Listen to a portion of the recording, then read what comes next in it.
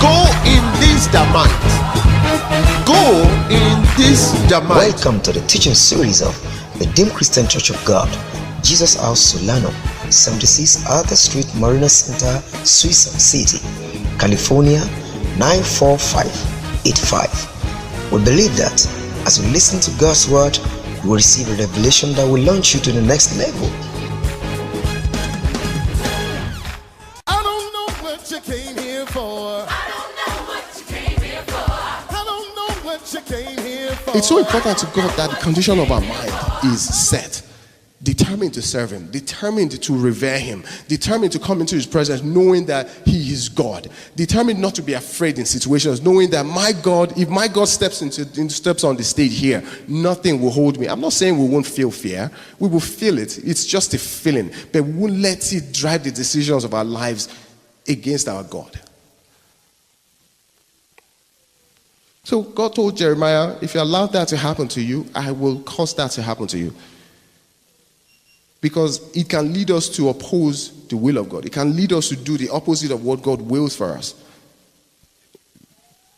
It can lead us. And if God's will is not done, His omnipotent status is threatened. And God does not like that. He says, I'm a jealous God.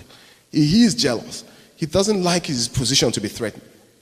And here are some ways that we act on impulse sometimes. Based on feelings, like I've said earlier. Many consumers, there's a new thing coming out, and then you hear one of the biggest problems that they say with credit card is that people act on impulse because people just act. Many of us have done that. We just act and we just swipe it because I feel like doing it right now. And then many of us, we just act on impulse, and many marriages are broken because the spouse just decides, well, I don't feel like it right now. Many people have given up their babies because they just didn't feel like that at that point in time. Many people have lost opportunities of lifetime because they just didn't feel like it at that time. How about the people who count the opinion of other people? You're looking at what people might think. If I go out and do this, what would people think of me? It doesn't look right. It doesn't look well on me. And we allow that to affect the decisions that will affect the will of God in our lives. God does not like that. The fear of human beings is exactly doing what Adam did with Satan, putting this very nature of God under someone. Because if you are a carrier of the Holy Spirit, we shouldn't be afraid of man. I'm not saying that we don't feel the fear of man sometimes. We feel the fear, but we won't allow the fear to drive us or the fear to overcome us, to allow us to make decisions that would oppose the decisions of our God, that would oppose His will for our lives, that would oppose His truth, that would oppose His plan for our lives or someone else's lives. How about out of anger? We just act out of anger. Moses just acted out of anger, completely disobeyed and disregarded what God had told him. Don't do this, and he completely disregarded because he felt angry at that point. And the list goes on. We can continue to list out. And we have to ensure not to act on those emotions, on the impulse. If Adam had been determined in his mind and his wife said, Adam, I love you so much, I want you to eat this apple, he could have said no. No. God would not be happy with us, and the outcome might have been different. And God might have said, well, because you used your mind, I'm going to forgive the two of you, but don't do it again. Who knows? God might have even moved the tree out of the garden. God, He's omnipotent. He can do anything. Anything. He made the earth from nothing that we can see today. He made it out of His own hand. He's God. He's almighty. We can't describe Him with our words. Our words are too limited. Our hearts are too small to imagine Him, to even begin to imagine what He's like.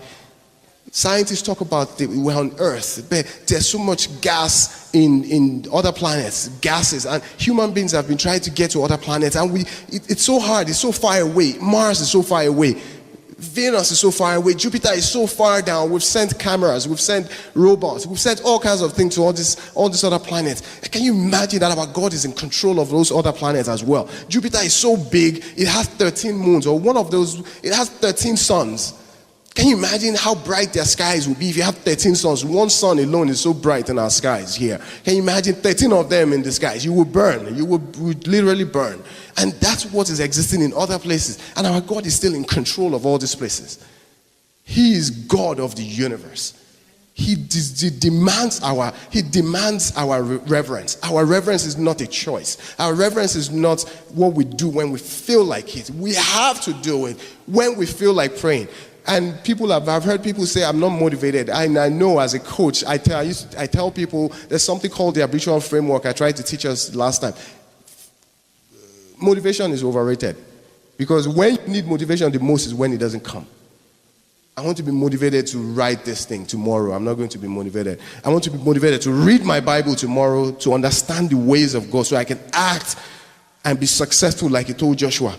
But I'm not motivated because, something happened. We don't wait on motivation. We wait on God. So we have to ensure not to act on these emotions or an impulse. And if Adam had done different, the outcome might have been different. Acting on impulse can have everlasting consequence. Give us a few examples as I start to round up here. Esau. For what? I know many of us have blamed Jacob. And the first person to blame is Jacob. But what about Esau?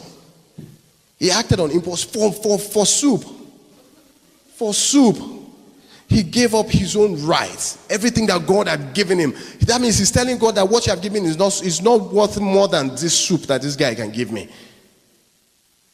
And you know what God said? God became so angry. He said, Genesis 16 here. No, not Genesis 16. Romans 9:13. Esau have I hated, Jacob have I loved. Can you imagine the words that God himself used? He said, I will choose whom I will have mercy on. And I will choose who I will have compassion on. He said it himself. Because of one act that Esau, one act of exchanging his rights, his birthright in God, for soup. And you know his descendants, the Amalekites. And what happened to the Amalekites? They were always being killed. Because they always came up against the Israelites, and God will raise the Israelites to go and kill them. The Amalekites have I hated. The Amalekites, and they're always being killed. Just imagine someone's descendants by one act of exchanging their life for soup. May God never let that be our portion here. May food not be what will cause us to be on the opposite side of God. We don't want to see the wrath of God. I was afraid when I read Revelations, I saw a completely different Jesus. It's not the same Jesus that was smiling and was arguing with Pharisees. No, that's not Jesus. If you read Revelations, he said his eyes are house of fire. This guy will look at you, fire will come out of his eyes, he can burn immediately. John said he saw him, he fell. Something took him from where he was standing and he fell. That's Jesus. And how about Abraham? Abraham committed a sin. His wife said something, he did it, and then it became Islam. We're not going to get into Islam because that's not the topic for today. But look at the everlasting consequence. How about Moses? He was denied the same place he fought for all his life. He took the children of Israel, he first spent 40 years in the wilderness. Then we spent another how many years taking them through the Red Sea, taking them through all of this place. We were going round and round and round around the mountain. The Bible said that the journey of 11 days now took them 40 years. He did all that, still didn't enter the promised land. Just because of one act of acting on impulse, acting out of anger. And sometimes I've heard many of us will say that, okay, well, I just have a bad temper. You don't have a bad temper. You don't choose what you have. We don't get to choose what we have. It is what God says we have that we have to have. And I know we all fall short, but we have to have that mindset that it's not up to us. God didn't create us for us. He said, I have chosen you, a dedicated people for me. You are for me. You do what I say, not what you choose, not what you like, not what you feel, not what you think is fair. God is not there to act based on what we feel. So lastly, I'll leave us with this thought. What God actually wants from us. If we ask ourselves, what does he really want from us? And what is the basis of our Christian faith? 1 Peter 2:9 tells us something, and I'll quickly read as I round up here in the next one minute here. 1 Peter 2:9 simply tells us, but you are a chosen race, a royal priesthood, a dedicated nation, dedicated, own purchased special people, that you may set forth the wonderful deeds and display the virtues and perfections of him who called you out of darkness Did you see that? He didn't tell us that we have to display our own plans. You do what he tells you to do because that's who he is. He created us for himself. The Bible says we are earthen vessels. It is his glory that is on the inside of us that makes us even have any presence at all. My brother said presence. It is his glory that makes us even have any presence in the first place. So it is our total dedication, commitment, and reverence to God that he wants from us.